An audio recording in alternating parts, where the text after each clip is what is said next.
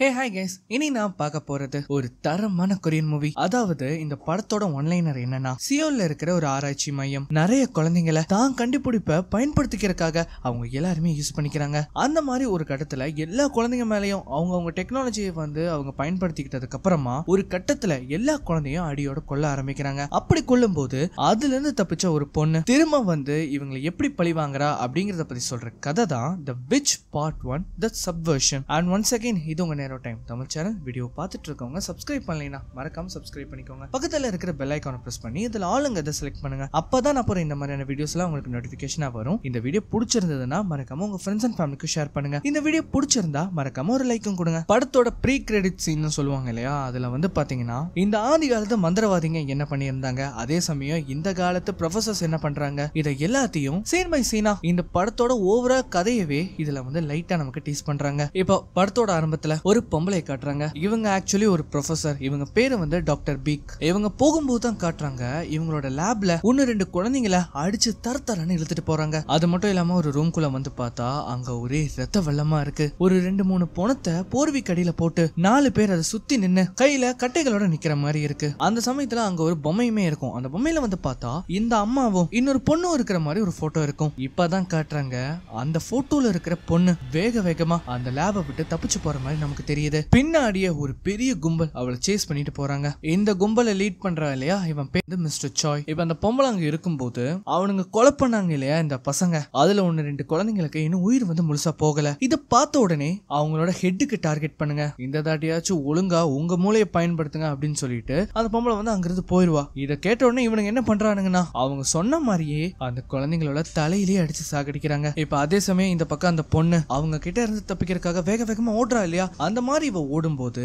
அப்படியே டைட்டில போட்டு இப்ப அதுக்கப்புறமா என்ன நடக்குதுன்னு நமக்கு காட்டுறாங்க. எங்க டாக்டர் பிக் வேலையெல்லாம் முடிச்சதுக்கு அப்புறமா அங்கிருந்து கிளம்பலாம் அப்படின்னு பார்க்கும்போது மிஸ்டர் சாய் என்ன பண்றாருன்னா, தப்பிச்சு போன ஒரே ஒரு பையனை மட்டும் கூட்டிட்டு இங்க நிறுத்துறாரு. ஆனா அவங்க என்ன பண்றாங்கன்னா அந்த பையனை எதுவுமே பண்ணாம இவங்க வேலைக்காக அவங்க யூஸ் பண்ணிக்கிறாங்க. இப்ப டாக்டர் பீக் கேக்குறாங்க எங்க அந்த பொண்ணு அப்படின்னு. அதுக்கு மிஸ்டர் சாய் என்ன சொல்றாருன்னா, எங்களால பிடிக்க முடியல அப்படின்னு அவர் சொல்றாரு. இந்த அம்மா மிஸ்டர் சாய் ரொம்ப கீழ்த்தனமா தான் நடத்துவாங்க. ஏன்னா இவங்க தானே ஹெட்டே, அது இவருக்கு சுத்தமாவே பிடிக்கவும் செய்யாது. நீ எல்லாம் தண்டத்துக்கு தின்னுட்டு ஊர் சுத்ததா லாய்க்கு அப்படின்னு சொல்லிட்டு அந்த பொம்பளை என்ன பண்ணுதுன்னா அங்கிருந்து போயிடுறாங்க. இப்ப அங்கிருந்து ஊருக்கு ஒதுக்குப்புறமா இருக்கிற ஒரு சின்ன வீட்டை காட்டுறாங்க. அந்த வீட்டுல நிறைய பசுமாடுகள் இருக்கு. அதை எல்லாத்தையுமே ஒரு கப்பல் தான் பராமரிக்கிறாங்க. அந்த மாதிரி அவர் புல்லெல்லாம் எடுத்து மாடுகளுக்கு கொடுத்துட்டு அங்கிருந்து கிளம்ப அப்படின்னு பார்க்கும்போது தூரத்துல ஏதோ ஒண்ணு இருக்கிற மாதிரி அவருக்கு கணக்கு தெரியுது. என்னவா இருக்கும் அப்படின்னு சொல்லி அவர் கிட்ட போய் பார்க்கும்போது பார்த்தா அவங்க கிட்ட இருந்து தப்பிச்சா இல்லையா ஒரு பொண்ணு. அந்த பொண்ணு இந்த இடத்துல மயங்கி விழுந்து கிடக்குறா. இதை பார்த்த உடனே அவருக்கு தூக்கி வாரி போடுது. உடனே அவர் என்ன பண்றாருன்னா அந்த குழந்தையை தூக்கிட்டு வேகமா அவர் வீட்டுக்குள்ள போறாரு. டாக்டரை கூப்பிட்டு அவளை செக் பண்ணி பார்க்கும்போது அவர் என்ன சொல்றாருன்னா, அவளுக்கு பெரிய காயங்கள் எல்லாம் இல்ல, அது சீக்கிரமாவே குணமாயிடும், நீங்க கவலைப்படாதீங்க. அது மட்டும் இல்லாம நீங்க கேட்கும்போது அவளுக்கு தான் வயசு கூட தெரியலன்னு சொன்னீங்க இல்லையா, கண்டிப்பா அவளுக்கு மெமரி லாஸ் தான் ஏற்பட்டிருக்கு. அவளுக்கு மொத்தமா குணமானதுக்கு அப்புறமா நீங்க அவளை என்ன பண்ண போறீங்க அப்படின்னு அவர் கேட்டதுக்கு 2 பேருமே அமைதியா நிக்கிறாங்க. அது மட்டும் இல்லாம அவர் என்ன பண்றாருன்னா அந்த டாக்டரை தனியா கூட்டிட்டு போய் அவர்கிட்ட ஒரு விஷயத்த எடுத்து சொல்லுவாரு. ஆக்சுவலி என்னன்னா இவங்க இந்த குழந்தைய இவங்களே தத்தெடுத்துக்க போறாங்க. ஆனா இவங்களுக்கு இந்த குழந்தையோட பேக்ரவுண்ட் தெரியாது. சோ இந்த மாதிரி அந்த குழந்தை இந்த வீட்டுக்கு 10 வருஷம் கழிஞ்சு நமக்கு காட்டுறாங்க. இவங்க தான் நம்ம ஹீரோயின். இவங்க பேரு கோஜாயுன். இவங்க தான் ஸ்டார்டிங்ல பார்த்த அந்த குழந்தை. நம்ம ஹீரோயின் என்ன பண்றாங்கன்னா தான் வீட்டுல இருக்கிற மாட்டுக்கு தீவனம் வாங்குறதுக்காக அங்க இருக்கிற கடைக்கார கிட்ட எனக்கு கொஞ்சம் கடன் கொடுங்க அப்படின்னு கேட்டுட்டு இருக்காங்க. ஆல்ரெடி அந்த ஆள் இவங்களுக்கு ஏகப்பட்ட கடன் கொடுத்திருப்பாங்க. ஆனா இன்னும் அவங்க திருப்பி கொடுத்துருக்க மாட்டாங்க. இங்க பாருமா, நான் ஆல்ரெடி உனக்கு நிறைய கொடுத்துட்டேன், அதனால என்ன உங்களுக்கு எல்லாத்தையும் சேர்த்தி அடுத்த மாசம் நான் காசும் கொடுத்துறேன். ஆனா அந்த கடைக்காரனோட பையன் என்ன பண்றானா, அவருக்கு தெரியாம ஏகப்பட்ட மூட்டைகளை கொண்டு போய் அவன் வண்டியில ஏத்தி வைக்கிறான். இத பார்த்த உடனே அவனோட அப்பா செம்ம காண்டாகிறாரு. இதுதான் சான்ஸ்னு நம்ம ஹீரோயின் என்ன பண்றாங்கன்னா அது எல்லாத்தையுமே எடுத்துட்டு அங்கிருந்து கிளம்புறாங்க. அந்த மாதிரி அது எல்லாத்தையும் எடுத்துட்டு ஜாலியா வண்டியை ஓட்டிக்கிட்டு நேரா அவங்களோட வீட்டுக்கு வராங்க. இவங்க வரத பார்த்த உடனே நம்ம ஹீரோயினோட அப்பா கேக்குறாரு, நீ திரும்பவும் என்னோட வண்டி எடுத்துட்டு போயிட்டியா, உனக்கு இன்னும் 18 வயசு கூட ஆகல, உங்ககிட்ட லைசன்ஸும் இல்ல, இது ரொம்ப ஆபத்தானதுமா, நீ சொல்ற பேச்சே கேட்க மாட்டியா அப்படின்னு அவர் கேக்குறாரு. என்னப்பா, உங்களை விட நான் நல்லாவே ஓட்டுவேன், என் மேலேயே சந்தேகப்படுறீங்களா, சரி சரி நீங்க வீட்டுக்குள்ள போங்க, உங்களுக்கு வேற உடம்பு ரொம்ப முடியல, இது எல்லாத்தையுமே நான் பாத்துக்கிறேன், அதெல்லாம் ஒண்ணும் வேண்டாம், இதை நானே கவனிச்சுக்கிறேன், நீ உள்ள போய் உன்னோட அம்மாவை பாருன்னு அவர் அனுப்பி விடுறாரு. நம்ம ஹீரோயினுமே இதை கேட்ட உடனே என்ன பண்றாங்கன்னா வீட்டுக்குள்ள போறாங்க. ஆக்சுவலி நம்ம ஹீரோயினோட அம்மாக்கு வந்து ஒரு சின்ன பிரச்சனை இருக்கு. அவங்களுக்கு வயசாக ஆக அவங்க நிறைய விஷயத்த உடனே மறந்து போயிடுறாங்க. அந்த மாதிரி தான் சில டைம் அவங்க சாப்பிடுறத கூட மறந்துடுறாங்க. அதனால நம்ம ஹீரோயின் பையன் என்ன சொல்றாங்கன்னா, இங்க பாருங்க, நான் இன்னைக்கு உங்களுக்காக ரொம்ப ஸ்பெஷலான ஒரு டின்னர் பண்ணி தரேன், நீங்க அதை சாப்பிடணும் அப்படின்னு அவங்க சொல்லும் போது அதுக்கு அவங்க அம்மாவும் கண்டிப்பா அப்படின்னு அவங்க சொல்றாங்க. சோ இப்ப அப்படியே கட் பண்ணா ராத்திரி ஆகுது. எல்லாருமே வந்து சாப்பிட்டுட்டு இருக்காங்க. நியூஸ்ல வந்து பார்த்தா இந்த மாடுகளோட விலை ரொம்ப டிராஸ்டிக்கா குறைஞ்சிருச்சு அப்படின்னு அவங்க சொல்றாங்க. இதை கேட்ட உடனே நம்ம ஹீரோனோட அப்பாவும் என்ன சொல்றாங்கன்னா, எனக்கு தெரிஞ்ச 2-3 மாடை நம்ம வித்தரலாம் அப்படின்னு அவர் சொல்றாரு. என்னப்பா என்ன சொல்றீங்க, இப்ப விலை வந்து ரொம்ப கம்மியா இருக்கு, இப்ப வித்தா நமக்கு லாபமே கிடையாது, பசியால அது இறந்து போறதுக்கு நம்ம அது விக்கிறது எவ்வளவோ மேல் அப்படின்னு அவர் சொல்றாரு. இப்ப அதுக்கப்புறமா நம்ம ஹீரோயின் வந்து குளிச்சிட்டு இருக்கும் போது அவங்க முதுகுக்கு பின்னாடி இந்த இன்ஜெக்ஷன் மார்க்ஸ் நிறைய இருக்கிற மாதிரி நமக்கு காட்டுறாங்க. குளிச்செல்லாம் முடிச்சுட்டு தலையை தோட்டிட்டு இருக்கும் போது இப்ப என்ன ஆச்சுன்னே தெரியல, அவங்களுக்கு ஒரு மாதிரி தலை வந்து ரொம்ப வலிக்க ஆரம்பிக்குது. இந்த பிரச்சனை வந்து இன்னைக்கு நேத்துன்னு இல்ல, ரொம்ப நாளாவே இவங்களுக்கு வந்து இருக்கு. ஆனா இவங்களுக்கு எதனால இது வருதுன்னு தெரியல. ஏன்னா நமக்கு ஆல்ரெடி தெரியும் நம்ம ஹீரோயினுக்கு மெமரி லாஸ் ஆயிருக்கு. கடந்த காலத்துல அவங்களுக்கு என்ன நடந்ததுன்னே அவங்களுக்கு தெரியாது. ஆனா இவங்களுக்கு நாட்கள் போக போக இந்த வலி வந்து அதிகமாகுது. அதனாலே இத பத்தி ரிசர்ச் பண்றாங்க. இவங்களுக்கு வந்திருக்கக்கூடிய டிசீஸ் என்னன்னா அல்ஹைமர்ஸ் டிசீஸ். அந்த டிசீஸ பத்தி அவங்க ஆன்லைன்ல சர்ச் பண்ணி அதை பத்தின டீடைல்ஸ் வந்து அவங்க கலெக்ட் பண்றாங்க. இப்ப அதுக்கப்புறமா அடுத்த நாள் காலையில நம்ம ஹீரோயின் அவங்க ஸ்கூலுக்கு புறப்பட்டு போறாங்க. இதோ இவ இருக்கா இல்லையா, இவ தான் நம்ம ஹீரோயினோட பெஸ்ட் ஃப்ரெண்ட். இவ பேரு வந்து மியாங். நம்ம ஹீரோயின் பஸ்ல வந்து போயிட்டு இருக்கும் போது கூட அந்த டிசீஸ பத்தி தான் அவங்க வந்து யோசிச்சுட்டு இருக்காங்க. அதை வந்து கியூர் பண்ணணும்னா அதுக்கு அதிக அளவுல காசுமே வேணும். இத பத்தி அவங்க ஃப்ரெண்ட் கிட்ட ஆல்ரெடி அவங்க டிஸ்கஸும் பண்ணிருப்பாங்க. அந்த சமயத்துல தான் மியாங் என்ன சொல்றானா, எங்க பாரு நீ இத பார்த்தே ஆகணும். அப்படி அது என்னன்னா அது வந்து ஒரு சிங்கிங் காம்படிஷன். இதுல ஜெயிச்சா $500,000 வந்து நமக்கு பிரைஸா கிடைக்குமா. அது மட்டும் கிடைச்சதுன்னா உன்னோட பசுக்களையும் நீ பராமரிக்கலாம், உன்னோட அம்மாவோட ஹாஸ்பிடல் பில்ஸையும் நீயே பாத்துக்கலாம். அதனால இவங்க என்ன முடிவு பண்றாங்கன்னா அந்த காம்படிஷனுக்கு பார்ட்டிசிபேட் பண்றதுக்கு நேம் கொடுக்கலாம் அப்படின்னு இவங்க முடிவு பண்றாங்க. அதனாலே இவங்க நேரா அந்த காம்படிஷன்ல பார்ட்டிசிபேட் பண்றதுக்காக ஒரு சின்ன இன்டர்வியூ மாதிரி கொடுக்க போறாங்க. அந்த இன்டர்வியூ கொடுக்க வந்தவங்க வந்து நிறைய கேள்விகள் கேட்கறாங்க. உன்னோட ஃப்ரெண்ட் வந்து உன்னை பத்தி நிறைய விஷயங்கள் சொன்னாங்க, நீ தான் எப்பவுமே ஸ்கூல் டாப்பராமா, அது மட்டும் இல்லாம உனக்கு நேச்சுரலாவே சிங்கிங் நல்லா வருமாமே. சோ இந்த மாதிரி அவங்க கேட்கிற இன்டர்வியூக்கெல்லாம் நம்ம ஹீரோயின் வந்து பதில் சொல்லும் போது ஒரு வழியா இந்த பர்த் ஆஃப் அ ஸ்டார் அப்படிங்கிற இந்த சிங்கிங் காம்படிஷனுக்கு வந்து அவங்க செலக்ட் ஆயிட்டாங்க. அதுவும் அதுல நல்ல ஸ்கோர் வேற எடுத்திருக்காங்க. இனி அடுத்து இவங்க சோலுக்கு வந்து போகணும். ஏன்னா அடுத்தடுத்து நடக்கிற காம்படிஷன் அங்கதான் நடக்க போகுது. இப்ப அதுக்கப்புறம் வீட்டுக்கு போனதுக்கு அப்புறமா வீட்டுல இருக்கவங்க எல்லாரும் நம்ம ஹீரோயினோட ஆடிஷன் ஷோ வந்து அவங்க டிவில பாக்குறாங்க. அதுல அவங்களோட வாய்ஸ கேட்டு அவங்க அப்பா அம்மா ரொம்ப சந்தோஷப்படுறாங்க.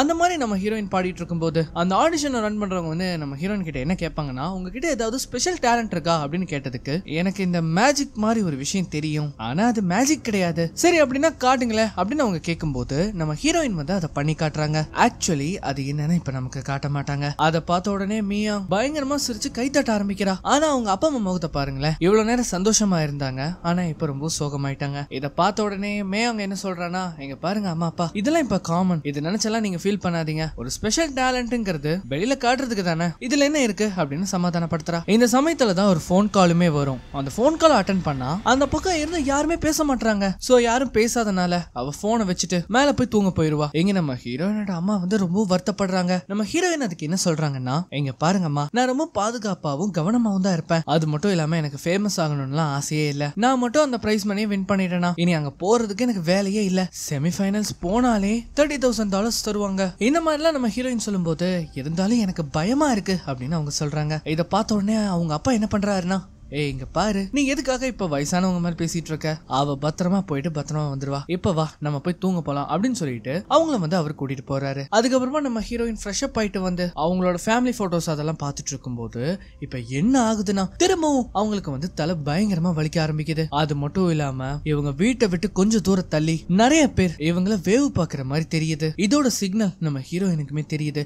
ஆனா நம்ம ஹீரோயின் வந்து ஜன்னல் வெளியே எட்டி பார்க்கும் போது அங்க யாருமே இல்ல. அது மட்டும் இல்லாம தலை வேற பயங்கரமா வலிக்குதா. அவங்க அப்படியே கீழே உட்கார்ந்து அந்த இடத்துல தூங்குறாங்க. இப்ப அப்படியே கட் பண்ணா அடுத்த நாள் காலையில 2 பேரும் அறக்க பறக்க ட்ரெயினை பிடிக்கிறதுக்காக ஓடி வராங்க. ஒரு வழியை எப்படியோ ஓடி வந்து அந்த ட்ரெயின்குள்ளேயே ஏறாங்க. இவங்களுக்கா செம்ம பசி. அந்த சமயத்துல தான் மேயாங் சாப்பிடுறதுக்கு வேக வச்ச முட்டைகள் எடுத்துட்டு வந்திருப்பா. அதை வந்து ஓபன் பண்ண உடனே நம்ம ஹீரோயின் பாட்டுக்கு டக்கு டக்குன்னு 2-3 எடுத்து வாயில போட்டாடுறாங்க. இப்படி சாப்பிட்டுக்கிட்டே இருக்கும்போது மேயாங் சொல்றா, இங்க பாரு, நம்ம ஒரு கான்ட்ராக்ட் சைன் பண்ணிக்கலாமா, வர ஃபர்ஸ்ட் பிளேஸோட பிரைஸ் மணியில நம்ம 50-50 எடுத்துக்கலாம், உனக்கு 50 எனக்கு 50. இந்த மாதிரி இவங்க பேசிட்டு இருக்கும் போது இவங்களுக்கு ஆப்போசிட்ல உட்கார்ந்த ஒருத்தன் இவங்க பேசுறதெல்லாம் பார்த்து பயங்கரமா சிரிக்க ஆரம்பிக்கிறான். நம்ம பசங்களுக்கு வந்து ஒண்ணுமே புரியல.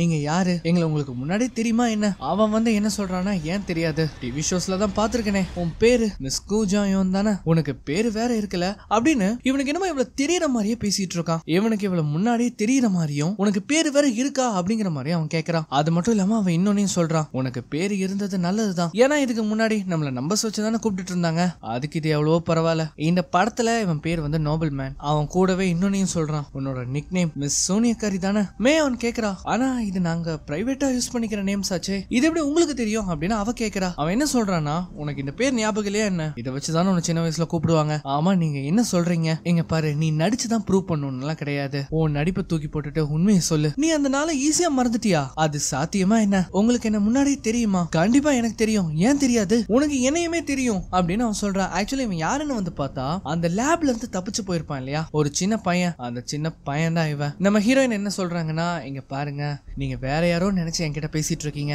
சத்தியமா எனக்கு நீங்க யாருன்னே தெரியல. அந்த மாதிரி சொன்ன உடனே அவன் என்ன பண்றான்னா சிரிச்சுக்கிட்டே திடீர்னு வேகமா அவளை அடிக்க வரான். ஆனா நம்ம ஹீரோயினும் அசராம அந்த இடத்துல இருக்காங்க. இவனோட பிஹேவியரை பார்த்த உடனே மேயங் செம்ம காண்டாகிறா. உடனே அவ கத்தி கூப்பாடு போட்டுறா. அந்த நோபல் மேன் என்ன சொல்றான்னா, நீதான் அதுன்னு எனக்கு நல்லாவே தெரியும், நம்ம மறுபடியும் சந்திக்கலாம் அப்படின்னு சொல்லிட்டு அந்த இடத்த விட்டு போறான். சோ அதுக்கப்புறமா இவன் வந்து அப்படி போயிட்டு இருக்கும் போது யாரோ ஒருத்தன் போன் பேசிக்கிட்டே தெரியாம இவன் மேல இடிச்சிருவான். அதுக்கு இவன் என்ன பண்றான்னு பார்த்தா அவனோட கையெலும்ப உடைச்சு அவன் கழுத்தை திருக்கி அந்த இடத்துல சாகடிக்கிறான். அது மட்டும் இல்லாம அந்த ஓடுற ட்ரெயின்ல இருந்து அவனோட பணத்தை அப்படியே கீழே தூக்கி வீசுறான். இப்ப அப்படியே கட் பண்ணா சியோல வந்து காட்டுறாங்க. அங்க வந்து பார்த்தா எல்லா இடத்துலயுமே இந்த சிங்கிங் காம்படிஷனை பத்தி தான் எல்லாருமே பேசிக்கிட்டு இருக்காங்க. அங்க வந்து நம்ம ஹீரோயினோட ஆடிஷனை டிஸ்பிளே பண்ணி காட்டிட்டு இருக்கும் போது அங்க இருக்கிறவங்க எல்லாருமே அதை பாக்குறாங்க. கூடவே யாரோ இவங்களை தேடிட்டு இருக்கிற மாதிரியும் நமக்கு தெரியுது. அதே சமயம் இங்க நம்ம பசங்களும் அந்த இடத்துக்கு வந்துட்டாங்களா, இவங்களுக்கு வேற லேட் ஆயிருச்சு, அதனால இவங்க வேக வேகமா போறாங்க. இது வந்து லைவ் ஷோ வேறையாச்சா, அதனால இவங்க சீக்கிரமா போயாகணும். அண்ட் இதுதான் அந்த ஸ்டுடியோ, இங்க இருந்து தான் இவங்க பாடுற பாட்டு எல்லாமே லைவ் டெலிகாஸ்ட் ஆகும். இப்ப அடுத்ததா பாட போறது நம்ம ஹீரோயின் தான்.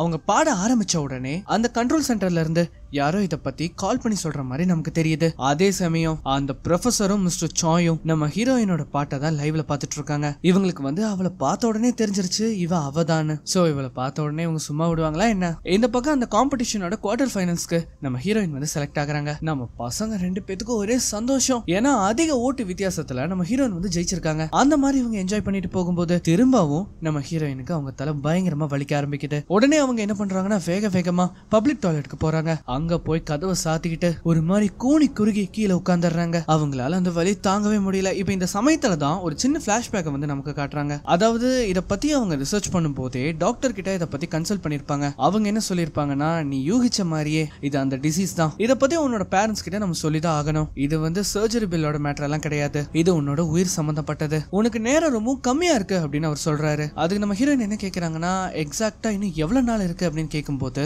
2 ல இருந்து 3 மாசம் வரைக்கும் தான் நீ உயிர் வாழ்வ அப்படின்னு அவர் சொல்றாரு. அது மட்டும் இல்லாம இதுக்கு ஒரே தீர்வு இவளோட பயாலஜிக்கல் பேரண்ட் கிட்ட இருந்து போன் மேரோவை டிரான்ஸ்பிளான்ட் பண்ணணும், இதை தாண்டி இதுக்கு வேற வழியே இல்ல அப்படின்னு அவர் சொல்றாரு. அண்ட் அதே சமயம் இந்த பக்கம் வந்து பார்த்தா அவங்களுக்கு பயங்கரமா தலைவலியில மூக்குல இருந்து ரத்தமே கசிய ஆரம்பிச்சிருச்சு. இவ உள்ள போய் ரொம்ப நேரம் வராத பார்த்த உடனே மேயாங்கும் உள்ள வந்துடுறா. அவளும் வந்து உனக்கு ஏன் மூக்குல இருந்து ரத்தம் வருது அப்படின்னு கேட்கும் போது எனக்கு ஒண்ணும் இல்ல அப்படின்னு நம்ம ஹீரோயின் சொல்றாங்க. இப்ப இவங்க வெளியில வந்து டாக்ஸிக்காக வெயிட் பண்ணிட்டு இருக்கும் போது 2 கருப்பு கார் வந்து அந்த இடத்துக்கு வருது. நம்ம பசங்களுக்கு ஒண்ணுமே புரியல, எதுக்காக இங்க வந்து நிறுத்தணும்னு. அங்க நிறுத்தின உடனே அதுல இருந்து நிறைய பேர் போல வெளியில வராங்க. இவங்க எல்லாருமே அந்த ப்ரொஃபஸரோட ஆளுங்க. அவங்க வந்து என்ன சொல்றாங்கன்னா, நீ தானே கூஜாயன், உன் கூட கொஞ்சம் பேசணும் அப்படின்னு சொல்லும் போது, நீங்க அப்படி பேசணும்னு விருப்பப்பட்டீங்கன்னா முதல்ல என்கிட்ட தான் பேசணும் அப்படின்னு மேயாங் வரும்போது அவளை தள்ளி விட்டுட்டு இவங்க நம்ம ஹீரோயின் கிட்ட வந்து பேச வராங்க. மேயாங் சொல்றா, இல்ல எங்களுக்கு டாக்ஸி தான் பெட்டரா தோணுது, நாங்க டாக்ஸி பிடிச்சே போய்க்கிறோமே. டாக்ஸி தானே, சரி சரி இங்க பாருங்கடா, இவளுக்கு ஒரு டாக்ஸி பிடிச்சா அனுப்பி வைங்க சீக்கிரம் அப்படின்னு மேயாங்க அனுப்பி விடுறாரு. இவனுக்கு நம்ம ஹீரோயினை விட்டு போற மாதிரியே தெரியல. எவ்வளவு சொல்லி நம்ம ஹீரோயின் வந்து வண்டியில ஏறாதனால இவங்க எல்லாம் என்ன பண்றாங்கன்னா நம்ம பசங்களை வந்து சுத்த போடுறாங்க. நம்ம பசங்களுக்கு என்ன பண்றதுன்னு தெரியல. இப்ப இந்த சமயத்துல தான் ஸ்கூல் குழந்தைங்களோட கூட்டம் அந்த பக்கமா வருது. இதுதான் சான்ஸ்னு நம்ம மேயாங்க என்ன பண்றாங்கன்னா உடனே வழியில போற ஒரு டாக்ஸி நிறுத்தி 2 பேரும் அதுல வந்து ஏறி உட்காந்துக்கிறாங்க. நம்ம ஹீரோயினுக்கு இவங்க எதுக்காக நம்ம கூட பேசணும்னு நினைக்கிறாங்க, எதுக்காக அவங்க கார்ல கூப்பிடுறாங்கன்னு எதுவுமே தெரியாது. ட்ரெயின்ல போகும்போதும் அதே தான் அவங்க யோசிச்சுட்டு இருக்காங்க. அந்த மாதிரி இவங்க ஒரு வழியா ஊருக்கு வந்த உடனே வீட்டுக்கு போறதுக்காக பஸ்ல வெயிட் பண்ணிட்டு இருக்கும் போது அந்த சமயத்துல தான் மேயாங்கோட அப்பா வந்து கால் பண்ணுவாரு. இவ என்ன பண்ணுவா பண்ணுவானா பேசிட்டு வரேன்னு சொல்லிட்டு அங்க இருந்து போவா. அப்பா அந்த சமயத்துல அந்த இடத்துக்கு திரும்ப ஒரு கருப்பு கார் வருது. அப்படி அதுல யாரு இருக்கான்னு பார்த்தா அந்த நோபல் மேன். நம்ம திரும்ப மீட் பண்ணிட்டோம்ல, நம்ம ஏன் அடிக்கடி மீட் பண்றோம்? சரி அதை விடு, எதுக்காக பைத்தியம் மாதிரி இந்த இடத்துல நின்னுட்டு இருக்க, அதுவும் இந்த கொற்ற மலையில? சரி பஸ்ஸுக்காக தான் வெயிட் பண்றியா? சரி இப்ப நல்லா கேட்டுக்கோ, நீ எவ்வளவு சீக்கிரம் முடியுமோ அவ்வளவு சீக்கிரம் வீட்டுக்கு போயாகணும். ஏன்னா அந்த வீட்டுல இருக்கவங்க எல்லாருமே ரொம்ப வயசானவங்க தானே, அவங்க இறந்து போனாங்கன்னா பாக்குறதுக்கு கொஞ்சம் கஷ்டமா தான் இருக்கும். இத கேட்ட உடனே நம்ம ஹீரோயினுக்கு ஒண்ணுமே புரியல. நீ என்ன சொல்ற? நீ எவ்வளவு சீக்கிரம் முடியுமோ அவ்வளவு சீக்கிரம் போயாகணும். சீக்கிரம்னா ரொம்ப வேகமா நீ போயாகணும் அப்படின்னு சொல்லிட்டு அவன் என்ன பண்றான்னா கார் எடுத்துட்டு வேகமா கிளம்புறான். அதுவும் எங்கன்னு பார்த்தா நம்ம ஹீரோயினோட வீட்டுக்கு. இத பார்த்த உடனே வேகமா ஓட ஆரம்பிக்கிறா. அந்த சமயத்துல தான் நம்ம மேயங்கமே அந்த இடத்துக்கு வருவாளா. எதுக்காக இப்படி ஓடுற அப்படின்னு கேட்கும்போது, நீ எவ்வளவு சீக்கிரம் முடியுமோ அவ்வளவு சீக்கிரம் உங்க அப்பாவுக்கு கால் பண்ணி என்னோட வீட்டுக்கு போக சொல்லு அப்படின்னு அவ சொல்றா. சொன்னபடியே அவளும் என்ன பண்றான்னா அவங்க அப்பாவுக்கு கூப்பிட்டு சொல்லிடுறா. இந்த சமயத்துல தான் காட்டுறாங்க அந்த கார் நேரா நம்ம ஹீரோயினோட வீட்டுக்கு முன்னாடி போய் நிக்குது. அந்த கார்ல ஒரு பொண்ணுமே இருப்பா. அவ என்ன சொல்லுவானா, அந்த விச் ஒளிஞ்சுக்கிறதுக்கு சரியான இடத்தை தான் சூஸ் பண்ணிருக்கா. அதே மாதிரி இந்த நோபல் மேன என்ன பண்றானா அந்த ஃபேமிலியை பத்தின டீடைல்ஸ் அவன் கலெக்ட் பண்றான். என்னன்னா அது வந்து கூஸ் ஃபேமிலி. ஆக்சுவலி அவர் வந்து ஒரு டீச்சர், அதுவும் இந்த விவசாயத்தை பத்தி பாடம் எடுக்கிறவரு. அவருக்கு ஆல்ரெடி ஒரு ஃபேமிலி இருந்ததாவும் அவங்க பசங்க ஆக்சிடென்ட்ல இறந்துட்டாங்கன்னு போட்டிருக்கு. இவங்க வந்து காரை விட்டு இறங்கலாம் அப்படின்னு பார்க்கும்போது நம்ம மேயங்கோட அப்பா அந்த இடத்துக்கு வந்துருவாரு. அவர் வந்து என்ன கேட்கிறாருன்னா, நான் இந்த ஏரியாவோட செக்ரட்டரி, உங்களோட ஐடிஸை வந்து நான் பார்க்கலாமா அப்படின்னு அவர் கேட்கிறாரு. கொஞ்ச நேரத்திலேயே நம்ம பசங்களுமே அங்க வராங்க. அங்க வந்து பார்க்கும்போது அந்த கருப்பு காரை காணோம். ஆனா அந்த போலீஸோட கார் மட்டும் தான் இருக்கு. அந்த காருக்குள்ளேயோ யாருமே இல்ல. இத பார்த்த உடனே இவங்க இன்னும் பயந்து போறாங்க. நம்ம ஹீரோயின் வேகமா ஓடி போய் உள்ள பாக்குறாங்க. பார்த்தா வீட்டுல லைட்ஸ் கூட இல்ல. இவங்களுக்கு என்ன பண்றதே தெரியல. அப்பதான் தெரியுது நம்ம மேயங்கோட அப்பாவும் ஹீரோயினோட அப்பாவும் அங்க உட்கார்ந்து சீட் ஆடிட்டு இருக்காங்க. இவங்க வந்ததுக்கு அப்புறமா தான் அந்த வீட்டுல லைட்டையே போடுறாங்க. கொஞ்ச நேரத்திலேயே மேயங்க அவங்களோட அப்பாவும் அந்த இடத்த விட்டு கிளம்புறாங்க. அந்த கேம்ல அவர் தோத்து $50 நம்ம ஹீரோயினோட அப்பா கையிலேயே கொடுத்துட்டு போறாரு. நம்ம ஹீரோயின் வந்து அவங்களை வழி அனுப்பி விட்டுட்டு அங்கிருந்து போலாம் அப்படின்னு பார்க்கும்போது மேயங்கோட அப்பா வந்து என்ன சொல்றாருன்னா, கொஞ்ச நேரத்துக்கு முன்னாடி இங்க ஒரு கருப்பு கார் வந்தது, அதுல இருக்கிறவங்களை வந்து உனக்கு முன்னாடியே தெரியுமா அப்படின்னு அவர் கேட்கிறாரு. இல்ல ஏன் கேக்குறீங்க? ஏன்னா அவங்க எல்லாருமே அமெரிக்கன்ஸ். ஆனா இவங்க இங்க உள்ள வந்ததை பத்தி எனக்கு எதுவுமே தெரியாது. ஆனா எனக்கு கண்டிப்பா இதுல ஏதோ தப்பா தெரியுது. அவங்க எதுக்காக இங்க வந்திருக்காங்கன்னாச்சும் உனக்கு தெரியுமா அப்படின்னு கேட்கும்போது அதுக்குமே அவங்க தெரியாது அப்படின்னு தான் அவங்க சொல்றாங்க. சரி இருந்தாலும் ஜாக்கிரதையாரு அப்படின்னு சொல்லிட்டு அவர் அந்த இடத்த விட்டு போறாரு. இப்ப அப்படியே கட் பண்ணா இந்த பக்கம் ஒரு வயசானவரை காட்டுறாங்க. அவரு வந்து அவரோட ஃபார்முக்கு வந்து போயிட்டு இருக்கும் போது அவரோட ஃபார்ம்ல லைட்ஸ் எல்லாம் ஆன்ல இருக்கிறது அவர் கவனிக்கிறாரு. சொல்ல போனா இவரோட ஃபார்முக்குள்ள யாராலையுமே போக முடியாது. ஏன்னா அதுக்கு அவர் வந்து பாஸ்கோட் எல்லாம் போட்டிருப்பாரு. அதெல்லாம் மீறி அப்படி யார் உள்ள போயிருப்பா அதை பாக்குறதுக்காக அவர் என்ன பண்றாருன்னா அந்த ஃபார்முக்குள்ள போறாரு. உள்ள வந்து பார்த்தா அவங்க ஃபேமிலி மெம்பர்ஸ் அவர் கண்ணு முன்னாடியே ரத்த வெள்ளத்துல இருக்கிறத அவர் கவனிக்கிறாரு. இதை வந்து அப்படி யாரு பண்ணியிருந்தான்னு பார்த்தா அந்த நோபல் மேன் கூட ஒரு பொண்ணு வந்திருப்பா இல்லையா, அவளும் அவளோட ஆளுங்களும் தான். ஆக்சுவலி இவங்க எதுக்காக இப்படி பண்ணணும், இவங்க எல்லாருமே அந்த ப்ரொஃபசர் கீழே தான் வேலை செய்யறாங்க. அவங்களோட ரிசர்ச்சுக்கு இவரு வந்து ஒத்துழைக்காதனால தான் இப்போ அவரை கொல்லவும் போறாங்க. இப்ப அதே சமயம் வெளியில வந்து பார்த்தா இந்த நோபல் மேன் அந்த கார் டிரைவரை போட்டு வெளுத்து வாங்குறான். அந்த கார் டிரைவரால சுத்தமா முடியல. அவன் என்ன பண்றான்னா கன்னை எடுத்து அவனை ஷூட் பண்ணலாம் அப்படின்னு வரும்போது அவனால அவனோட கன்னை கண்ட்ரோல் பண்ணவே முடியல. ஒரு கட்டத்துல அந்த கன்னு தானாவே செயல்படுது. இவன் என்ன பண்றான்னா அந்த டிரைவரோட கையாலேயே கன்னை பிடிக்க வச்சு அவனை அந்த இடத்துல கொலை பண்ண வைக்கிறான். அண்ட் அந்த ஃபார்மையும் இவங்க கொளுத்தி விட்டுறாங்க. இப்ப இந்த சமயத்துல இந்த ப்ரொஃபஸரையும் மிஸ்டர் சாயையும் காட்டுறாங்க. அந்த ப்ரொஃபசர் வந்து எப்பவுமே மிஸ்டர் சாய மட்டம் தட்டுறமா தான் பேசுவா. அது நமக்கு நல்லாவே தெரியும். இந்த தாட்டி அவ என்ன சொல்றான்னா, நீ ஏன் பேசாம ஒரு பிரேக் எடுத்து சும்மா ஒரு வெக்கேஷன் மாதிரி போயிட்டு வரக்கூடாது அப்படின்னு அவ கேட்கிறா. அதுக்கு மிஸ்டர் சாயுமே, இப்ப அதுக்கு என்ன வந்துச்சு, நான் ஒன்னும் உன்னை நக்கல் படுத்துறதுக்காக எல்லாம் சொல்லல, சும்மா பிரேக் எடுக்க வேண்டியது தானே. கடந்த 20 வருஷமா நீ வந்து நான் ஸ்டாப்பா வேலையை பார்த்துட்டு இருந்திருக்க. நீ வேணும்னா சும்மா ஒரு வெக்கேஷன் மாதிரி போயிட்டு வா, இருக்கிற எக்ஸ்பென்சஸ் எல்லாம் நாங்க பாத்துக்கிறோம். நான் பிரேக் எடுக்கிறதெல்லாம் சரிதான், ஆனா அதை நீங்க சொல்லும் போதுதான் இதுல ஏதோ சந்தேகப்படுற மாதிரி இருக்கு அப்படின்னு அவர் சொல்றாரு. அதுக்கு அந்த ப்ரொஃபசர், நான் இப்ப நேரா மேட்ருக்கே வரேன், நீ இங்க வேலை செஞ்சது இதோட போதும், இங்க இருந்து கிளம்பிடு. ஹெட் குவார்டர்ஸ் அவங்களோட டெசிஷனை முன்னாடியே எடுத்துட்டாங்க. உன்னை சேஃபா அவங்க யூரோப்ல கொண்டு போய் விட்டுருவாங்க. அது மட்டும் இல்லாம நான் வேணா ஹெட் குவார்டர்ஸ் கிட்ட சொல்லி உனக்கு ஒரு ஜாபே ஏற்பாடு பண்ணி தரேன், உனக்கு இதுக்கப்புறம் இங்க வேலை இல்ல அப்படின்னு சொல்லும்போது நம்மால் செம்ம காண்டாகிறப்பல. சோ அதனாலே அவர் என்ன பண்றாருன்னா அந்த பொம்பளை சொன்ன மாதிரியே அந்த இடத்த விட்டு கிளம்புறப்பல அவர் டைரக்டா எங்க போறாருன்னா இன்னொரு ப்ரொஃபஸரை மீட் பண்றதுக்காக போறாரு. அவர்கிட்ட இந்த விஷயத்த சொல்லும் போது ப்ரொஃபசர் பீக்க பத்தி நமக்கு நல்லாவே தெரியும். அவன் அந்த மாதிரி தான் அப்பப்ப முட்டாள்தனமா சில முடிவுகளும் எடுப்பா. சரி சொல்லு, நீ அந்த காணாம போன பொண்ணு பணமா வேணும்னு கேட்டிருந்த இல்லையா, அது கண்டிப்பா நடக்கும். நீ போய் அவளை கொன்று, அவளை கொன்னதுக்கு அப்புறமா அவளோட தலையை மட்டும் என்கிட்ட எடுத்துட்டு வா. சரி அது இருக்கட்டும், உன்னோட கைக்கு இப்ப எப்படி இருக்கு அப்படின்னு அவர் கேட்கும்போது நம்மால என்ன பண்றான்னா கிளவுஸ் கட்டி காட்டுறப்பல பார்த்தா அந்த கைகள் ஒரு மாதிரி பர்பிள் கலர்ல மாறி இருக்கு. முதல்ல நீ அந்த பொண்ணை கண்டுபிடி, அதுக்கப்புறமா நாம உன்னோட காயத்தை குணப்படுத்துறதுக்கான வழியை பார்க்கலாம் அப்படின்னு சொல்லிட்டு அந்த ப்ரொஃபசர் அந்த இடத்த விட்டு போறாரு. இப்ப அதே சமயம் இந்த பக்கம் ராத்திரி நேரத்துல நம்ம ஃபேமிலி மெம்பர்ஸ் எல்லாருமே டின்னர் சாப்பிட்டு இருக்கும் போது மேயங்கமே அங்க இருப்பா. அவ என்ன பண்றானா இந்த காம்படிஷன்ல நடந்ததை பத்தி எல்லாத்தையும் ரொம்பவும் பயங்கரமா ஆஹா ஓன்னு பேசிட்டு இருக்கா. அது மட்டும் இல்லாம நம்ம ஹீரோயினுக்கு வந்து ஒரு ஃபேன் கிளப் வைக்கணும், அதுல நம்ம எல்லாருமே இருக்கணும், அதுக்காக நம்ம அவளை என்கரேஜ் பண்ணிக்கிட்டே இருக்கணும், அவளை சீர் அப் பண்ணிட்டே இருக்கணும், இந்த மாதிரி அப்படி எப்படின்னு சொல்லிட்டு இருக்கும்போது அங்க இருக்கிறவங்க யாருமே அதை வந்து காது கொடுத்து கூட கேட்கல. அந்த சமயத்துல தான் நம்ம ஹீரோயினோட அம்மா இவங்க எல்லாரும் யாரு, எதுக்காக நம்ம கூட உட்கார்ந்து சாப்பிட்டுட்டு இருக்காங்க அப்படின்னு அவங்க கேக்குறாங்க. அவ்வளவுதான். இதை கேட்ட உடனே நம்ம பசங்களோட முகத்தை பாருங்க, அவங்களுக்கு தூக்கி வாரி போடுது. நம்ம பொண்ணு ஜாயுன் எங்க, அவ எங்க போனா, தயவு செஞ்சு நீங்க போறீங்களா, அவளை கண்டுபிடிச்சு கூட்டிட்டு வாங்க, அவ சாப்பிட்டாலா இல்லையா எனக்கு கூட தெரியல. இந்த மாதிரி அவ பக்கத்துல இருந்துமே கூட அவங்க எல்லாத்தையும் மறந்த மாதிரி பேசிட்டு இருக்காங்க. இவங்க இந்த மாதிரி பேசுறத பார்த்த உடனே நம்ம ஹீரோயின் வந்து என்ன சொல்றாங்கன்னா, இத பாருங்க அம்மா, நான் இங்க இருக்கிற எல்லாத்தையுமே நான் சாப்பிட்டுறேன், நீங்க கவலைப்படாதீங்க அப்படின்னு சொல்லும்போது, முதல்ல நீ யாரு, நீ எதுக்காக என்ன அம்மானு கூப்பிடுற அப்படின்னு அவங்க கேக்குறாங்க. அவ்வளவுதான். நம்ம ஹீரோயினுக்கு ஒண்ணுமே புரியல, அவங்க முகமெல்லாம் ஒரு மாதிரி மாறுது. இதுக்கு மேல விட்டா சரியாகாதுன்னு நம்ம ஹீரோயினோட அப்பா என்ன பண்றாருன்னா,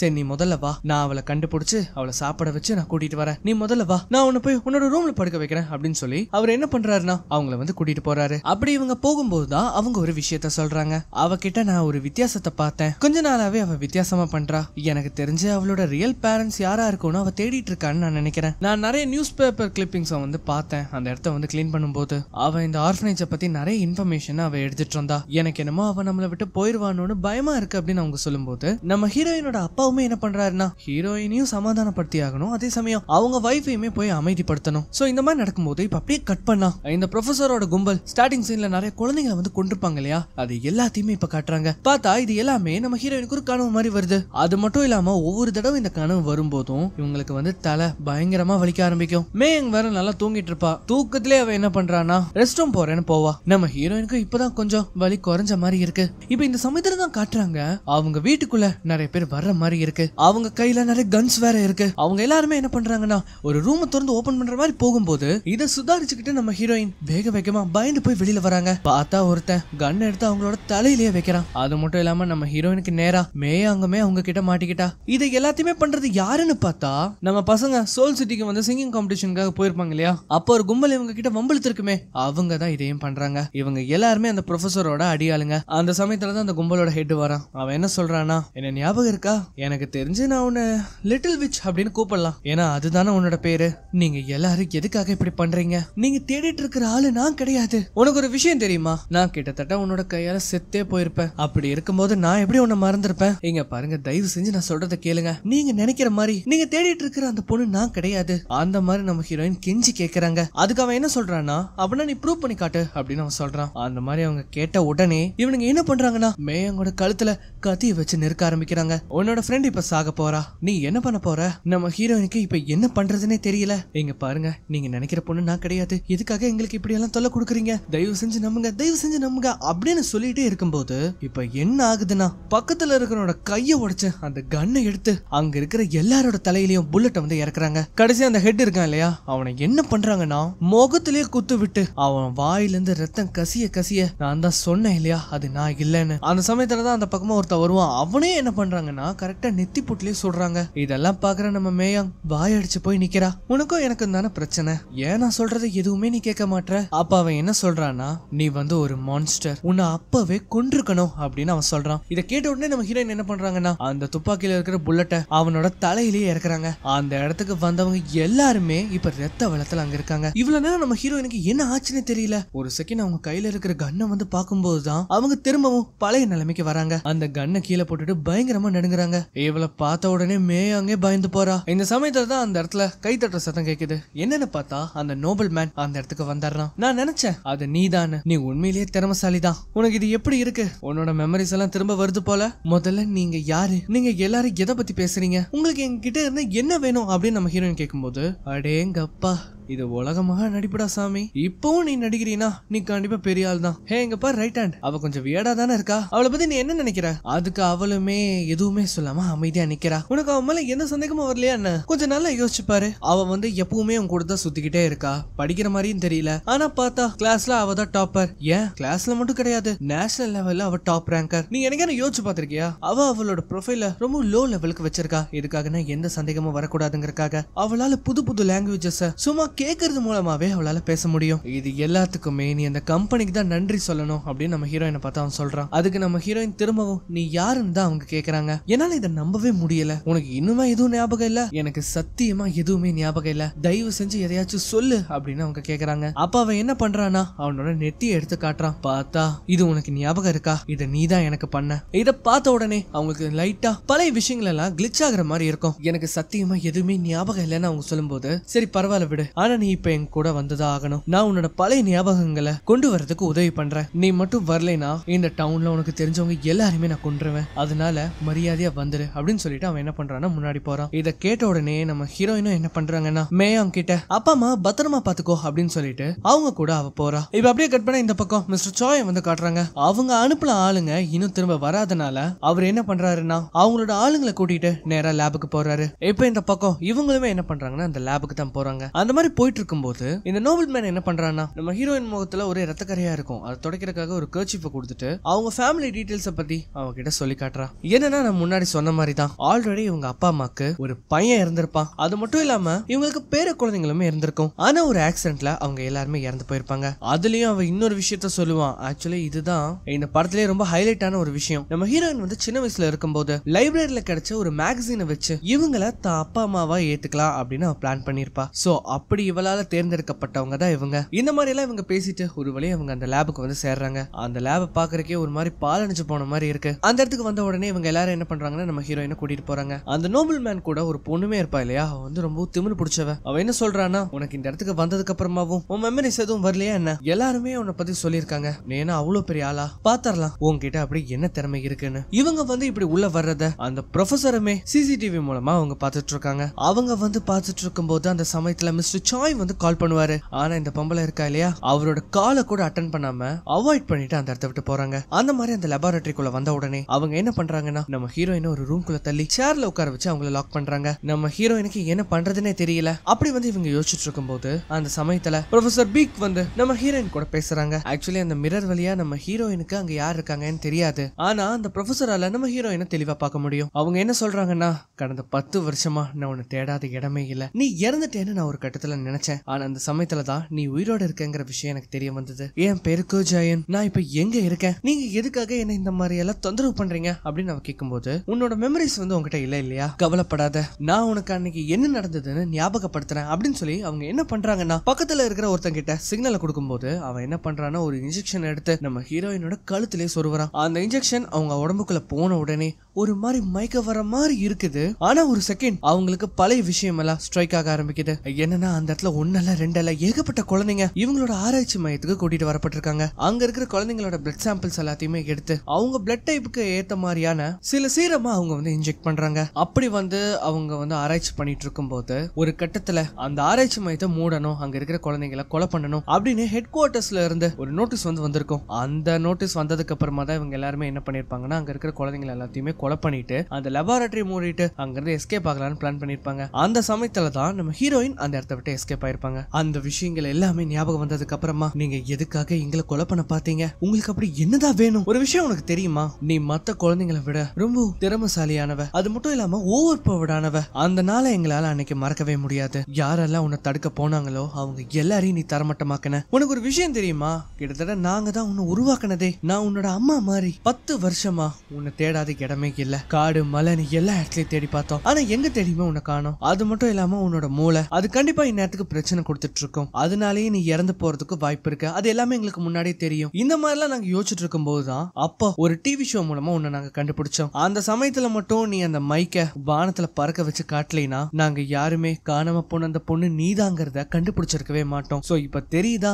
ஏன் அந்த டிவி ஷோ வந்து பிளே ஆகும்போது நம்ம ஹீரோயினோட அப்பா அம்மா ஒரு மாதிரி சோகமா இவளை பார்த்தான்னு, அதுக்கு காரணமே இதுதான். அந்த செட்ல இருக்கிறவங்க எல்லாருமே இதை பார்த்து அதிர்ச்சி ஆகுறாங்க. அந்த சமயத்துல தான் அந்த செட்ல இருக்கிற ஒருத்தன் இவங்களுக்கு கால் பண்ணி இதை சொல்லியிருக்கான். இந்த மாதிரி எல்லா விஷயங்களும் இவங்க கேட்க கேட்க இவங்களுக்கு வந்து தலை பயங்கரமா வலிக்க ஆரம்பிக்குது. எனக்கு புரியுது, இப்போ உன்னோட தலை நல்லா வலிக்க ஆரம்பிக்குமே, நீ இதுக்கான பெர்மனன்ட் சொல்யூஷனை நீ தேடி இருக்கேன்னு எனக்கு நல்லாவே தெரியும். இதுக்கான ஒரே ஒரு சொல்யூஷன் போன் மேரோ டிரான்ஸ்பிளான்ட், அது உனக்கு நல்லாவே தெரியும். ஆனா உனக்கு உன்னோட பயாலஜிக்கல் பேரண்ட்ஸ் யாருன்னே தெரியாது. நம்ம ஹீரோயினால சுத்தமா முடியல, அவங்க வாயிலிருந்து பயங்கரமா ரத்த கசிவும் செய்யுது. இதை எல்லாத்தையுமே அந்த நோபல் மேனும் பார்த்துட்டு பார்த்துட்டு தான் இருக்கான். நம்ம ஹீரோயினால சுத்தமா முடியாதனால இத பார்த்த உடனே அந்த ப்ரொஃபசர் என்ன பண்றாங்கன்னா பக்கத்துல இருக்கிறவங்க கிட்ட இன்னொரு சிக்னலை கொடுக்கறாங்க. அது என்னன்னா அடுத்தபடியா அவன் இன்னொரு சிரஞ்சிய நம்ம ஹீரோயின் மேல இன்ஜெக்ட் பண்ண போறான். இத வந்து நம்ம நோபல் மேனுமே பார்த்துட்டு இருக்கான். ஆனா அவனுக்கு ஏதோ தப்பா படுது. அந்த சீரம் அவளுக்குள்ள போன உடனே அவளோட மூளை பயங்கரமா ரெக்கவர் ஆக ஆரம்பிக்குது. இத பார்த்த உடனே அந்த நோபல் மேனும் வேக வேகமா அந்த இடத்தை விட்டு கிளம்ப பாக்குறான். ப்ரொஃபசர் பீக் என்ன சொல்றாங்கன்னா இந்த சீரம் எப்படி இருக்கு,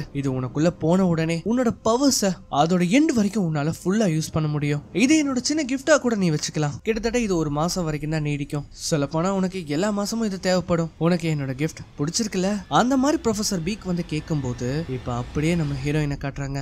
என்னன்னா இவ்வளவு நேரம் வலியால துடிச்சிட்டு இருந்தவங்க ப்ரொஃபசர் பீக்க பார்த்து சிரிச்சுக்கிட்டே உண்மையை சொல்லணும்னா நான் எதிர்பார்த்ததை விட இது ரொம்ப அருமையா இருக்கு. இங்க அந்த ப்ரொஃபசருக்கு இங்க என்ன நடக்குதுன்னே தெரியல. அவ என்ன சொல்றான்னா எனக்கு நல்லாவே தெரியும், நான் இந்த இடத்துக்கு கண்டிப்பா வருவேன். அது மட்டும் இல்லாம உன்கிட்ட இதுக்கான சொல்யூஷன் இருக்குன்னு எனக்கு தெரியும். இப்ப இந்த சமயத்துல தான் நோபல் மேன் வேக வேகமா வெளியில வரான். அந்த பொண்ணுமே என்ன கேக்குறான்னா எதுக்காக இப்ப நம்ம அவசர அவசரமா வெளியில போறோம், என்ன காரணம் அப்படின்னு கேட்கும்போது நீ என்ன நினைச்ச, நாம அவளை கண்டுபிடிச்சோன்னு நினைச்ச? அதுதான் கிடையாது, அவ தான் நம்மள கண்டுபிடிச்சிருக்கா அப்படின்னு அவன் சொல்றான். அண்ட் சொல்ல போனா இப்பதான் இந்த கதையிலேயே ஒரு மிகப்பெரிய ட்விஸ்ட். நம்ம ஹீரோயினுக்கு சின்ன வயசுல இருந்து நடந்த எல்லா விஷயமும் முன்னாடியே ஞாபகம் இருக்கு. அவங்களுக்கு எந்த மெமரியும் லாஸோ ஆகல, அவங்க எந்த விஷயத்தையும் அவங்க மறக்கவும் இல்ல. இந்த விஷயம் தெரிஞ்ச உடனே அவங்களுக்கு தூக்கி வாரி போடுது. அவங்களோட பவர்ஸ் மூலமா அங்க இருக்கிற எல்லா எலக்ட்ரானிக் சிஸ்டத்தையும் அவங்க வந்து செயலிழக்க செய்யறாங்க. திடீர்னு பார்த்தா கட்டி போட்டு வச்ச இடத்துல அவங்கள காணோம். இவ்வளவு நேரம் அவங்க பக்கத்துல ஒருத்தன் இருந்தான் இல்லையா, அவன் கண்ணு முன்னாடி வந்து அவன் தலைய செவுத்தோட நசுக்கி அவனை அந்த இடத்துல கொலை பண்றாங்க.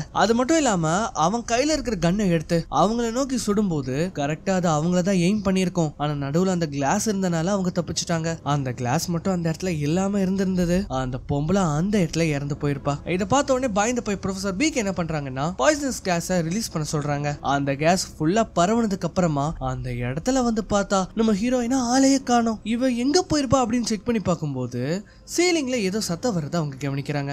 என்னன்னு பார்த்தா அந்த சீலிங்க உடைச்சுக்கிட்டு அங்க இருக்கிறவங்க எல்லாரையுமே கொலை பண்ணிட்டு அந்த இடத்துக்கு நம்ம ஹீரோயின் வராங்க. அவங்க வந்த உடனே என்ன பண்றாங்கன்னா உங்களை பார்த்து ரொம்ப நாள் ஆச்சு ப்ரொஃபசர், ஆனா இப்ப நலம் விசாரிக்கலாம் என்கிட்ட நேரம் இல்ல, எனக்கு இது வேணும் அப்படின்னு சொல்லி அந்த சிரஞ்சி எடுத்து காட்டிட்டு அவங்க கால்லயே ஷூட் பண்றாங்க. ப்ரொஃபசர் பீக்கால அதை தாங்கவே முடியல. இதுக்கான ஃபார்முலா எங்க இருக்கு அப்படின்னு நம்ம ஹீரோயின் இங்க கேக்குறாங்க. இப்ப அப்படியே கட் பண்ணா இந்த பக்கம் அந்த நோபல் மேனும் அவங்களோட டீமும் அங்க இருந்து எஸ்கேப் ஆகலாம் அப்படின்னு பார்க்கும்போது மிஸ்டர் சாயும் அவங்களோட டீமும் அந்த இடத்துக்கு வந்துருவாங்க. அண்ட் இங்க வந்து பார்த்தா ஒரு பயங்கரமான ஒரு சண்டையே நடக்கும். அந்த சண்டையில மிஸ்டர் சாயோட எல்லா ஆளுங்களும் அந்த இடத்துல ரத்த வெள்ளத்துல இறந்து போயிருவாங்க. முக்கியமா அந்த நோபல் மேன் கூட ஒரு பொண்ணு வந்திருப்பா இல்லையா, அவ வந்து சாதாரண ஆள் கிடையாது. அவ ஒத்தையாளா அங்க இருக்கிறவங்க எல்லாருமே கொலை பண்ணிருவா. எங்க நம்ம ஹீரோயின் ப்ரொஃபசர் பீக்கு வந்து தரன்னு இழுத்துட்டு போறாங்க அந்த ஃபார்முலாவை கேட்டுட்டு. அந்த மாதிரி இவங்க போயிட்டு இருக்கும் போது கண்ணிமிக்கிற நேரத்துல அந்த இடத்துக்கு வந்து அந்த நோபல் மேன் நம்ம ஹீரோயினை ஒரே அடியில சாய்க்கிறான். ஆனா நம்ம ஹீரோயினுக்கு எதுவுமே ஆகல. அவங்க என்ன சொல்றாங்கன்னா நீ முன்ன இருந்ததை விட ரொம்ப பலசாலி ஆயிட்ட போலயே, நான் உன்னை முன்னாடியே கொண்டிருக்கணும்னு நான் நினைக்கிறேன். நீ என்ன இன்னும் பழைய ஆளுன்னு நினைச்சிட்டு இருக்கியா,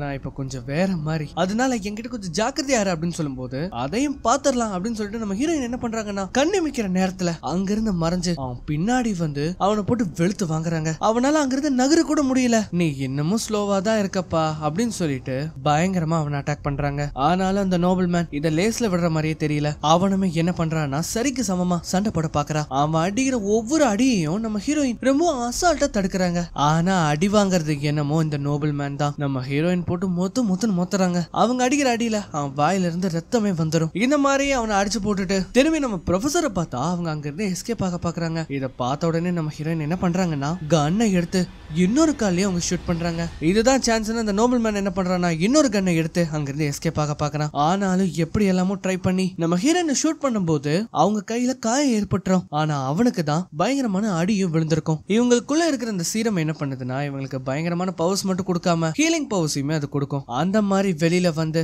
அந்த நோபல் மேனோட நெஞ்சிலேயே மிதிச்சு அவனை கொல்லலாம் அப்படின்னு வரும்போது இப்ப என்ன ஆகுதுன்னா அந்த இடத்துக்கு வந்து மிஸ்டர் சாய் நம்ம ஹீரோயினை ஷூட் பண்ணிடுறான். இந்த பொம்பளை வந்து மிஸ்டர் சாய் பார்த்த உடனே எங்க பாருங்க மிஸ்டர் சாய், நல்ல வேலை வந்தீங்க, அவங்களோட தலைக்கு குறி வைங்க, அவங்க ரெண்டு பேர்த்தோட தலையில குறி வச்சு அவங்களை கொன்றுங்க அப்படின்னு அவன் சொல்லும்போது அந்த இடத்துக்கு அந்த நோபல் மேன் கூட வந்து அந்த பொண்ணு வரா. தலைனா எதை சொல்ற, இதையா, நான் வேணா அறுத்து எடுத்துட்டா அப்படின்னு சொல்லும்போது மிஸ்டர் சாய் இவளையுமே ஷூட் பண்ணிடுறான். இந்த ப்ரொஃபசருக்கு ஒரே சந்தோஷம். இங்க பாருங்க மிஸ்டர் சாய், ரொம்ப நல்ல வேலை பண்ணீங்க, நான் உங்களை ஹெட் குவார்டர்ஸ்க்கு கூட்டிட்டு போறேன், உங்களுக்கு நல்ல பொசிஷன் வாங்கி கொடுக்குறேன் அப்படின்னு சொல்ல வரதுக்குள்ள அவன் என்ன பண்றான்னா இந்த பொம்பளைய ஷூட் பண்ணி கொலை பண்ணிடுறான். எவ்வளவு தாட்டி கீழ்த்தனமா பேசியிருப்பான் அந்த பொம்பளை விட, அதுக்கு எல்லாத்துக்கும் சேர்த்தி இன்னைக்கு அந்த ஆள் கையிலேயே அந்த ப்ரொஃபசர் வந்து வந்து இறந்து போறா. அவளை ஷூட் பண்ணிட்டு திரும்பி பார்த்தா நம்ம ஹீரோயினை காணோம். அப்பதான் அந்த ஆள் பின்னாடி இருந்து ஒரு குரல் கேக்குது, உன்னை நான் மறந்துட்டேன் பாத்தியா, அதுதான் நான் பண்ண தப்பு அப்படின்னு சொல்லி அந்த ஆளோட முதுகெலும்பே அவ உடைக்கிறா. அதோட அவங்க விடாம அந்த ஆளோட கழுத்து திருகி அந்த இடத்துல கொலை பண்றா. இப்ப எல்லாமே முடிஞ்சிருச்சு அப்படின்னு பார்த்தா அந்த நோபல் மேன் எந்திரிச்சு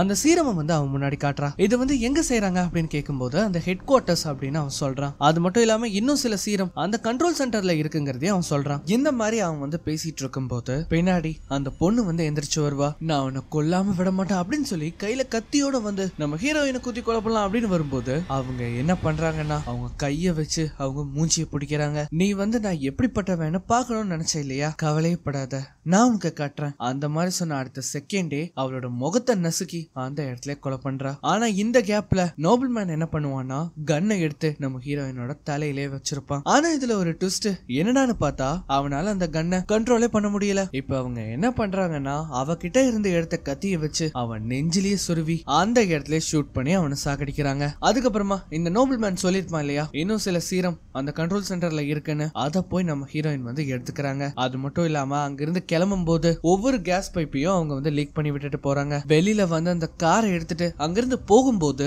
அந்த பில்டிங் வெடிச்சு மொத்தமா எரிஞ்சு சாம்பல் ஆகுது. இப்ப அப்படியே கட் பண்ணா ஹாஸ்பிட்டல்ல நம்ம ஹீரோயினோட அம்மாவை கட்டுறாங்க. கூட அவங்களோட ஹஸ்பண்டுமே இருக்காரு. இப்ப அந்த நேரத்துல நம்ம ஹீரோயினுமே அங்க வருவாங்க. அவங்க என்ன பண்றாங்கன்னா கொண்டு வந்த சீரத்துல கொஞ்சத்தை அவங்க அம்மா கிட்ட வச்சுட்டு அவங்க அப்பா கிட்ட நான் என்ன ஆனாலும் பத்திரமா திரும்பி வந்துருவேன், நீங்க அம்மாவை பாத்துக்கோங்க அப்படின்னு சொல்லிட்டு அங்க இருந்து கிளம்புறாங்க. போகும்போது கடைசியா மேயாங் கிட்டையும் போயிட்டு வரேன் அப்படின்னு சொல்லிட்டு அந்த இடத்த விட்டு ஒரே அடியா போறாங்க. இப்ப அதுக்கப்புறமா 3 மாசம் கழிஞ்சு கடலோரமா இருக்கிற ஒரு இடத்த காட்டுறாங்க. அங்க வந்து பார்த்தா ஒரு பெண்மணி இந்த லெபார்டரியில இருந்த மாதிரியான குழந்தைங்களை அவங்க வந்து பெயிண்டிங் பண்ணிட்டு இருக்காங்க. அது மட்டும் இல்லாம அதை பத்தின டீடைல்ஸையும் அவங்க கலெக்ட் பண்றாங்க. கிட்டத்தட்ட அவங்கள பார்க்க ப்ரொஃபஸரோட ஜாடியிலேயே இருப்பாங்க. இவங்க இந்த மாதிரி இருக்கிற எல்லா ப்ரொஃபைலையும் படிச்சுட்டு இருக்கும் போது அந்த இடத்துக்கு நம்ம ஹீரோயின் வந்து வந்துருவாங்க. ஆக்சுவலி இவங்க வந்து அந்த ப்ரொஃபஸரோட சிஸ்டர். நீ எப்படியோ என்ன கண்டுபிடிச்சிட்ட, உனக்கு அப்படி என்கிட்ட இருந்து என்ன வேணும் அப்படின்னு கேட்கும்போது அந்த சீரம் பாட்டில்ஸ் எடுத்து காட்டுறாங்க. அப்பனா உனக்கு இதுதான் வேணுமா, எனக்கு இது வேண்டாம், ஆனா இந்த மாதிரி ஒண்ணு பெர்மனண்டா வேலை செய்யற மாதிரி எனக்கு ஒண்ணு வேணும் அப்படின்னு அவங்க கேக்குறாங்க. அந்த சமயத்துல தான் அங்க ஒரு சத்தம் கேட்கும். இதை கேட்ட உடனே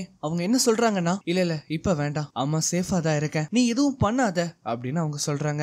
என்னன்னு பார்த்தா அந்த அம்மாவோட பொண்ணு அந்த இடத்துல வந்து நிக்கிறா. நீ மட்டும் என்ன தொட்ட உன் தலைய நான் எடுத்துருவேன். சோ இந்த மாதிரி சொல்லி காட்டுறதோட இந்த படம் வந்து முடிவடையுது. அண்ட் எப்படி இருந்தது, இந்த படம் பிடிச்சிருந்ததுன்னா இதோட அடுத்த பாட்டியுமே நம்ம பார்க்கலாம். அண்ட் ஒன்ஸ் அகைன் இது உங்க நேரோ டைம் தமிழ் சேனல். வீடியோ பார்த்துட்டு இருக்கவங்க சப்ஸ்கிரைப் பண்ணலைன்னா மறக்காம சப்ஸ்கிரைப் பண்ணிக்கோங்க. பக்கத்துல இருக்கிற பெல் ஐகானை பிரஸ் பண்ணி அதுல ஆளுங்க செலக்ட் பண்ணுங்க. அப்பதான் நான் போற இந்த மாதிரியான வீடியோஸ் எல்லாம் உங்களுக்கு நோட்டிபிகேஷனா வரும். இந்த வீடியோ பிடிச்சிருந்ததுன்னா மறக்காம உங்க ஃப்ரெண்ட்ஸ் அண்ட் ஃபேமிலிக்கு ஷேர் பண்ணுங்க. இந்த வீடியோ பிடிச்சிருந்தா மறக்காம ஒரு லைக்கும் கொடுங்க. இன்னொரு வீடியோல மீண்டும் சந்திக்கலாம்.